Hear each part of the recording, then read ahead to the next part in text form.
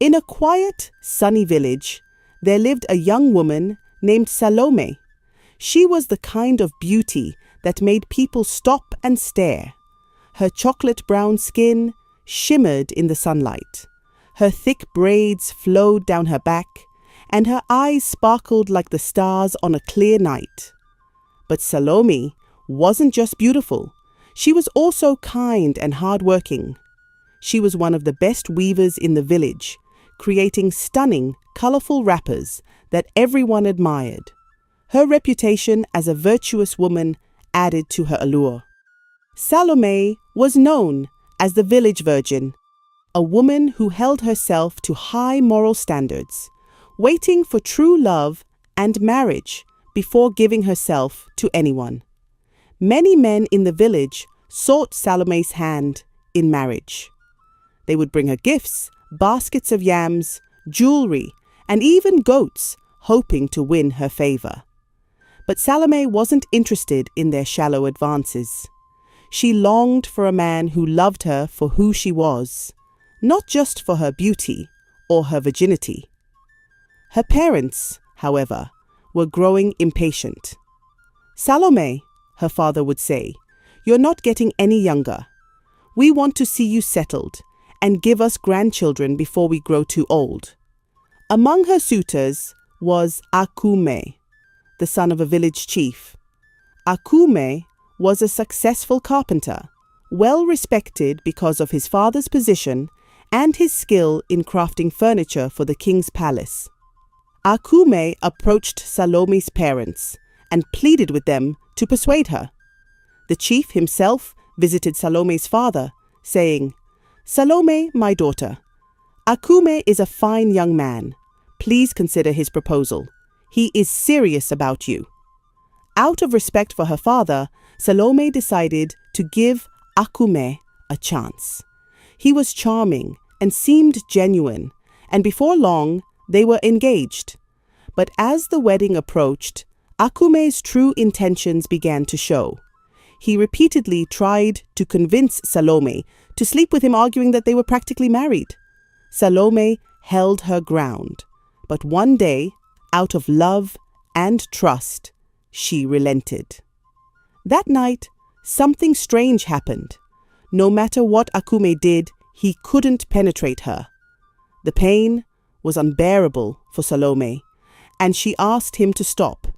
They tried again the next day and the day after that, but it was always the same. Frustrated, Akume revealed his true colors. "I only wanted to marry you because I wanted to be the first," he sneered. "What good is it if I can't even have you?" Heartbroken, Salome begged him to be patient, but Akume's pride and anger got the better of him. He ended the engagement and told the entire village about her condition. Soon, at this point, Salome was desperate to confirm if her condition was truly as she had come to believe. After Akume left, more men came forward to date her, and she decided to test her condition with any man she dated. The next man tried, but still could not penetrate her. Several men followed, but none could succeed. The news of her condition quickly spread throughout the village, making Salome a major topic of discussion. She was called names, and some even accused her of not having a private part at all. When she walked through the village, men would point fingers at her, some laughing and whispering. This was deeply frustrating for Salome. Gradually, all the men in the village began to avoid her, and with time, no man approached her anymore. The woman who had once been admired by all was now rejected by everyone. Salome's parents, devastated by their daughter's suffering, sought help from the village midwife. The midwife examined Salome and confirmed that her condition was rare. Her private part was too small, making intimacy and childbirth impossible. They tried every remedy the village medicine men suggested, but nothing worked. Despite her sadness, Salome poured her heart into her weaving, finding solace in her craft. Salome continued her life quietly, focusing on her weaving. Her colorful wrappers brought joy to her customers, even as she carried the weight of her sadness. One day at the market, she crossed paths with a man named Ugonna. He was a successful trader from a neighboring village, known for buying and selling textiles. Ugonna had heard of Salome's exceptional weaving skills and wanted to see her work for himself. When Ugonna saw Salome's wrappers, he was amazed. "These are the most beautiful pieces I've ever seen," he said with genuine admiration. Salome couldn't help but smile at his kind words. They began working together, and over time, they became good friends. Ugonna's cheerful personality and respect for her made her feel at ease. As the weeks turned into months, Ugonna realized he was falling in love with Salome. One evening, after a busy day at the market, he confessed his feelings. "Salome," he said gently, "I love you. I admire your strength, your kindness, and your talent.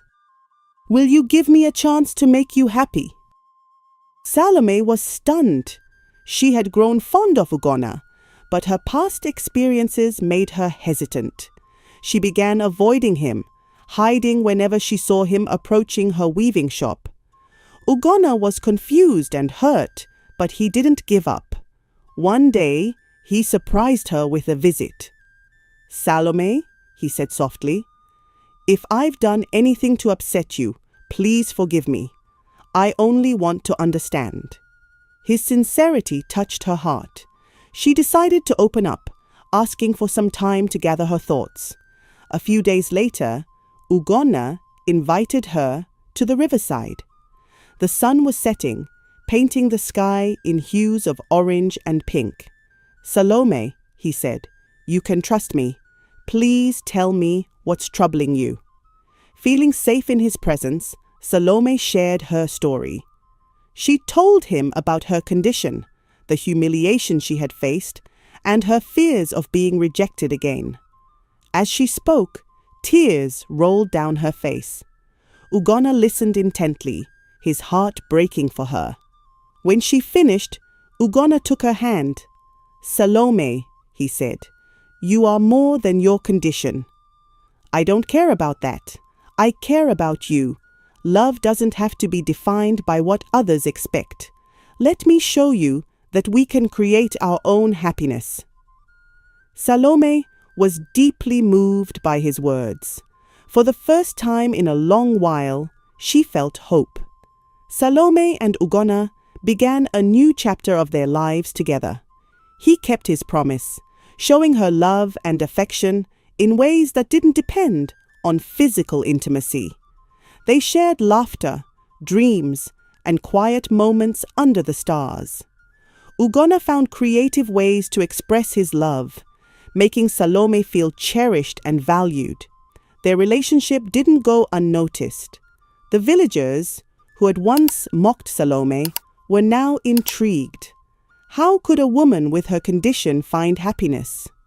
Slowly, their whispers turned into admiration as they saw how Ugonna treated her with respect and devotion. Salome's weaving business flourished even more with Ugonna's support. Together, they expanded her craft to neighboring villages, spreading her vibrant designs far and wide. Salome's joy returned, and her parents were relieved to see her smiling again. One day, while sitting by the riverside, Salome looked at Ugonna and said, "You've taught me that love isn't about perfection. It's about acceptance and finding joy in the little things." Ugonna smiled and held her close. "And you've shown me what true strength looks like," he replied. Their love story became an inspiration, teaching the village that happiness comes in many forms. Salome and Ugonna had been married for 2 years, and their love was strong. Ugonna adored Salome, even though she carried a condition that made her heart heavy. Salome often wondered, what if one day Ugonna grows tired of me and leaves? These thoughts haunted her, along with her deep wish to share physical closeness with him and give him children. Ugonna's family did not make things easier. They accused Salome of witchcraft, spreading cruel rumors that she had eaten her own children and made up her condition to hide the truth. They came to her home often, hurling insults and making her cry. But Ugonna stood by her side, fiercely defending her every time. Despite his support, Salome felt isolated and defeated. One day, Salome sat in her shop, tears rolling down her face. An old woman dressed in tattered clothes entered quietly. Salome quickly wiped her tears and greeted the woman. "Hello, Mama. You are welcome. How may I help you?" The old woman smiled weakly. "Thank you, my child. I am poor, and my granddaughter is getting married. I want to buy her a wrapper as a gift. Can you show me the cheapest ones?" Salome showed her the options, but the woman's face fell when she heard the prices. She turned to leave, murmuring, "Thank you, my daughter." "Wait, Mama," Salome called. She handed the woman a beautiful wrapper and said, "Take this for your granddaughter. You don't need to pay. I wish her a happy marriage." The old woman's eyes filled with gratitude. She blessed Salome, her voice trembling with emotion. As she prepared to leave, she paused. "My daughter, I know about your condition. The whispers in the village have reached my ears. I might know a way to help you, though it is a dangerous path." Salome's heart raced. "Please, Mama, tell me." The old woman leaned closer and pointed to the hills. In the silent forest of Ojiji, there is a magical tree called the Tree of Truth. If you drink its sap and make a wish with a pure heart, the tree will grant it. But the journey is not for the faint-hearted. Excited and hopeful, Salome rushed home. When Ugonna returned, she shared everything the old woman had told her. Ugonna was skeptical, but saw the hope in Salome's eyes. "How can we be sure the tree exists?" he asked. "We don't know for sure," Salome admitted, "but we must try." The next morning they set out for Ojiji Forest. The air was heavy, and the dense trees whispered as though alive. Despite their fear, they pressed on, hand in hand. The whispering forest was unlike anything Salome had ever seen. The trees were tall and ancient, their roots twisting like the arms of giants. Strange sounds filled the air, whispers, laughter, and even cries. It was as if the forest were alive. "Stay close," Ugonna said, his voice steady. "We mustn't lose each other." The first trial came when they reached a clearing filled with golden butterflies.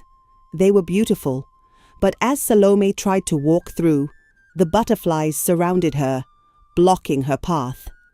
Their whispers were harsh. "You are unworthy. Turn back."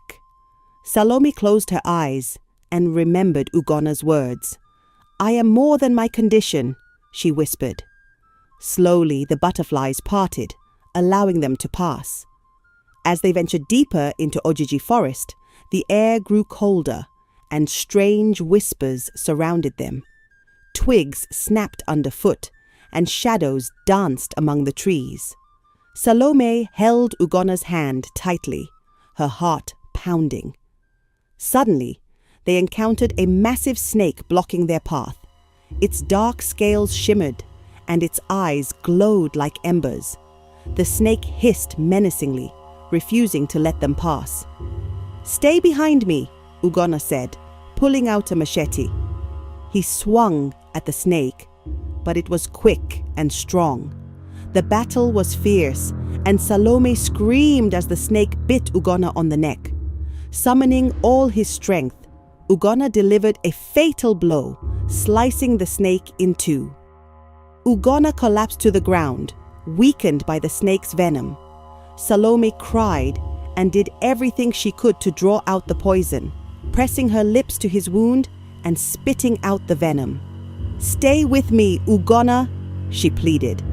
Though weak, Ugonna managed to stand with Salome's help. They continued their journey, but the venom had spread, and Ugonna grew weaker with each step. Finally, he fell, unable to go on. "Salome," he whispered, "leave me here. You must reach the tree." "No, I can't leave you," she cried. "You must," he insisted. "It's our only hope." Tears streaming down her face, Salome ran deeper into the forest, guided by the whispers of the trees. At last, she came upon a glowing meadow. In the center stood the tree of truth, its trunk shimmering like silver and its leaves sparkling like stars. Salome approached the tree cautiously, her knees trembling. Its branches swayed. "Great tree," she called out, her voice quivering. "I seek your help." The tree's branches rustled, and a deep, ancient voice echoed. "Salome, you have faced trials of doubt, fear, and trust. Now tell me, what do you truly seek?" Salome hesitated, tears streaming down her face. "I came here because I wanted to be whole, to bear children, and to end my suffering. But none of that matters if I lose Ugonna. Please, save him. Heal him." The tree's voice was solemn. "Are you certain? This is your one wish." "I am sure," she replied, her voice steady. "So be it," the tree said. "Drink from my sap, and your wish will be granted." The tree's sap dripped into her cupped hands. Salome drank and closed her eyes, making her wish. "So be it," the tree said. "Your wish is granted." Salome drank the sweet golden sap and thanked the tree. She ran back to Ugonna and found him sitting up, alive and strong. She hugged him tightly, sobbing with relief. "What happened?" Ugonna asked.